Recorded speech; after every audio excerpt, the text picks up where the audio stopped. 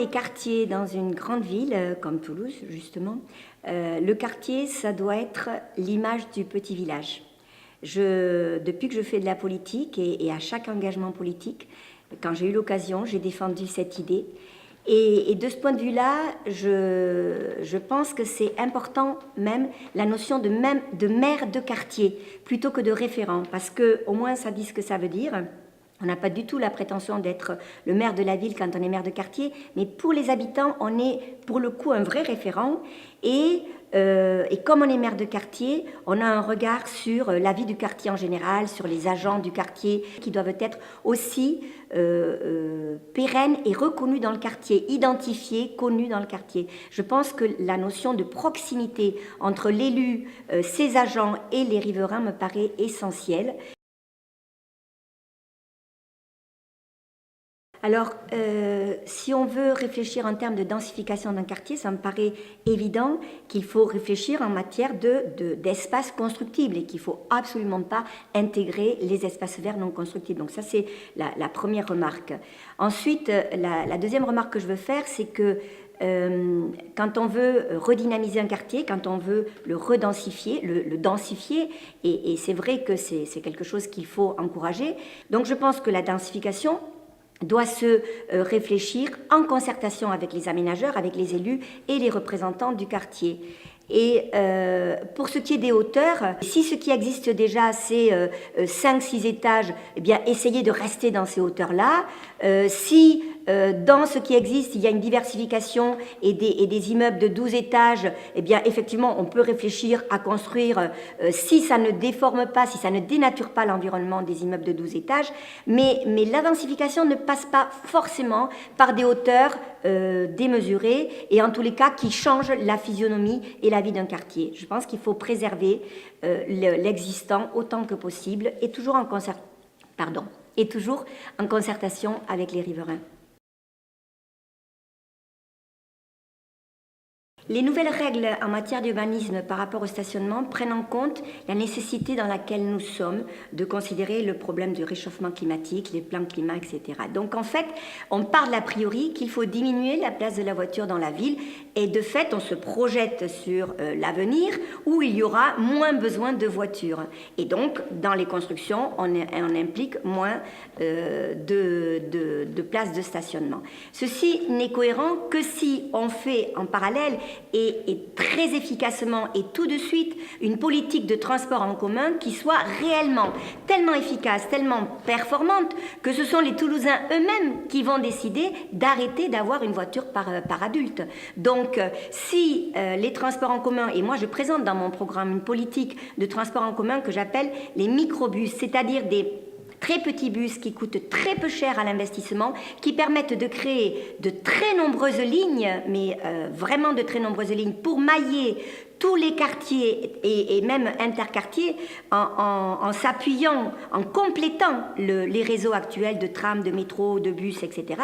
Donc on le complète en faisant des maillages de transport en commun qui ne nécessitent absolument pas de travaux de voirie, qui sont donc très économes à l'achat, qui sont économes en fonctionnement, qui créeront des emplois, au passage, des emplois de chauffeurs, mais qui seront largement payés, ces emplois de chauffeurs, par l'économie au quotidien du fonctionnement de ces petits microbus. Ces microbus fonctionneront dans toutes les rues et les lignes qui seront construites, qui seront créées, doivent être créées évidemment en lien avec les besoins réels de chaque quartier, avec les représentants des quartiers. Donc ça veut dire tout de suite des transports en commun efficaces, et là on fait le pari que ce sont les Toulousains eux-mêmes, les riverains eux-mêmes qui n'auront plus besoin de tant de voitures, et dans une famille de 4-5 personnes, on peut vivre avec une seule voiture, alors qu'aujourd'hui c'est par foyer, 2 voitures, c'est assez fréquent. Donc il faut effectivement avoir une politique volontariste de diminution de la place de la voiture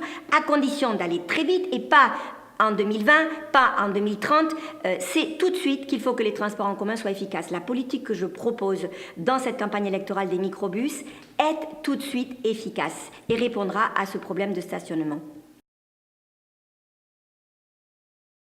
Concernant le problème de votre quartier sur l'usine Héraclès, mon positionnement est très très clair.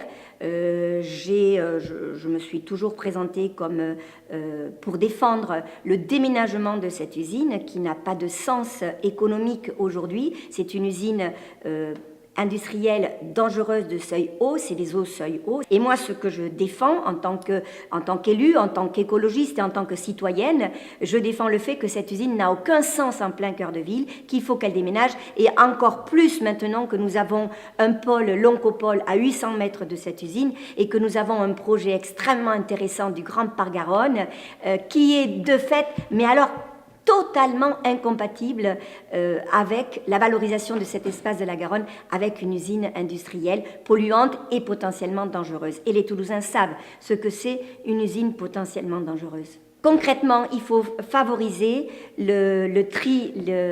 encourager le tri des déchets, c'est-à-dire rendre facile pour les riverains le fait de trier les cartons, les papiers, la matière organique, le compost, le verre, etc. Donc le rendre facile, accessible. Deuxièmement, encourager l'économie autour du tri et du recyclage des déchets, qui crée aussi de nombreux emplois.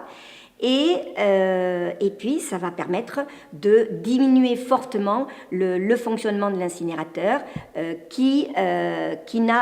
pour lequel il ne faut absolument pas miser sur l'augmentation de production. Alors, de la même manière, je disais, un quartier, c'est un village.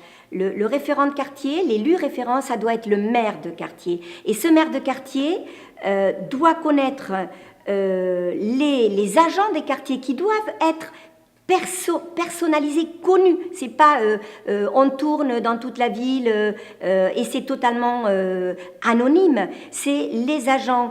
Je parle des agents, par exemple, de voirie, des agents de nettoyage. On pourrait imaginer un type d'agent de voirie qui serait reconnu dans le quartier, assermentés, c'est-à-dire reconnus par la ville comme des personnes référentes, qui seraient formées aussi pour être assermentées, et qui, par leur présence et le fait qu'ils sont une personnalité des quartiers, pourraient jouer ce rôle de veille, en quelque sorte de référent, et puis un téléphone portable en lien direct avec soit la police municipale, soit la police nationale, selon l'importance de ce qu'ils voient, et immédiatement il peut y avoir une réactivité.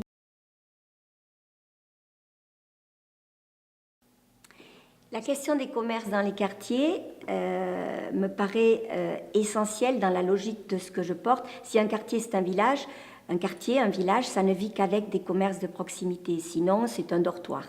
Alors il y a des petits commerces qui ont progressivement disparu, la retoucheuse, le cordonnier. Pourquoi ils ont disparu? Parce que il n'y a plus de promeneurs, puisque d'abord il n'y a plus de commerce. Moins il y a de commerce, moins il y a de promeneurs. Moins il y a de promeneurs, moins les commerces qui sont là peuvent continuer à vivre. Donc il est évident que pour une vie de quartier, il faut redynamiser le commerce. Je porte dans mon programme un projet de redynamisation, de remettre en marche l'économie agricole en Midi-Pyrénées et sur Toulouse. Comment la ville de Toulouse peut accompagner le développement de la ceinture maraîchère toulousaine, peut accompagner le développement des céréales en agriculture biologique, je parle d'agriculture biologique toujours, et comment une ville de Toulouse peut accompagner le développement de l'élevage biologique pour approvisionner en circuit court la ville de Toulouse et la communauté urbaine. Ce sont des projets que je porte, que j'ai étudiés pendant mon mandat, pendant les 6 ans où j'étais élue en charge de la restauration scolaire, et j'en suis arrivée au bout de 6 ans à la preuve, la garantie que ce serait économiquement intéressant pour créer de très nombreux emplois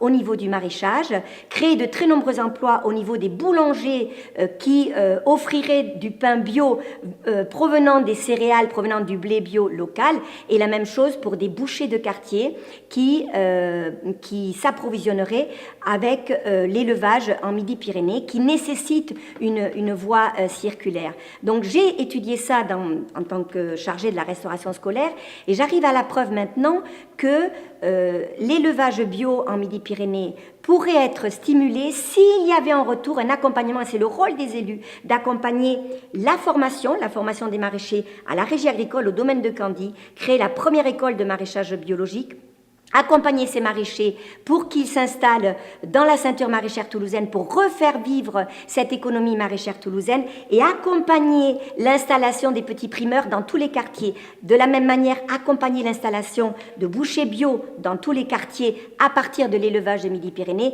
et accompagner dans tous les quartiers l'installation de boulangers bio avec le blé bio qu'on accompagne en Midi-Pyrénées. Et lorsqu'il y aura des boulangers bio en Midi-Pyrénées, des bouchers bio de Midi-Pyrénées, des maraîchers bio de la ceinture maraîchère, ça voudra dire que le cordonnier, la retoucheuse, etc., auront devant eux des passants tous les jours et que ça redynamisera aussi tous ces quartiers. Ce que je veux dire aussi, parce qu'on va me faire la critique, on va me dire mais le bio c'est pour les bobos. Non, je parle de bio que nous, politiques, nous accompagnons. Je parle de bio pour lesquels on a assuré la formation, on a assuré l'accompagnement à l'installation et on assure la circulation. Ça veut dire qu'on garantit, ce sont des conventions, ce sont des accompagnements politiques pour développer l'économie politique, pour développer l'économie locale, circulaire, non délocalisable et très fortement créatrice d'emplois. Ça veut dire qu'on accompagne, ça veut dire que c'est circuit court, ça veut dire qu'il n'y a pas d'intermédiaires qui s'en mettent plein les poches, ça veut dire qu'on offre aux Toulousains dans tous les quartiers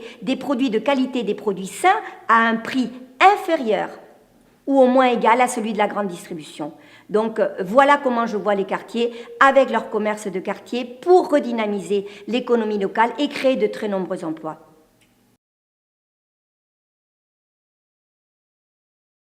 Concernant la question de la culture et des structures associatives dans les quartiers, si je reprends cette image que je porte, qui est de redonner à chaque quartier une vie de vrai village, alors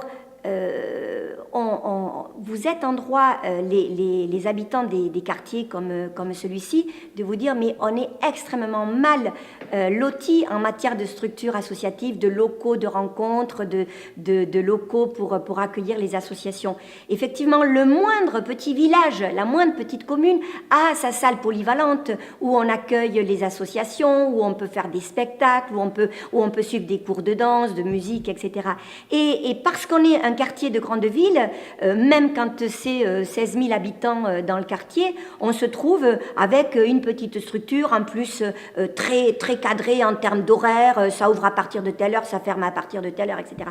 Donc ça, c'est impossible. Il faut effectivement peut-être être plus modeste, mais est-ce qu'on a besoin de 15 millions pour avoir un lieu sécurisé, agréable, ouvert à tous, sur des larges plages horaires? Pas du tout. Donc je pense que c'est une erreur fondamentale. Plutôt que 2, 3, 4 maisons associatives qui coûtent plus de 10 et 15 millions, il faut en construire de très nombreuses dans tous les quartiers et en considérant que ça fait partie du besoin nécessaire de la vie sociale et de la vie culturelle.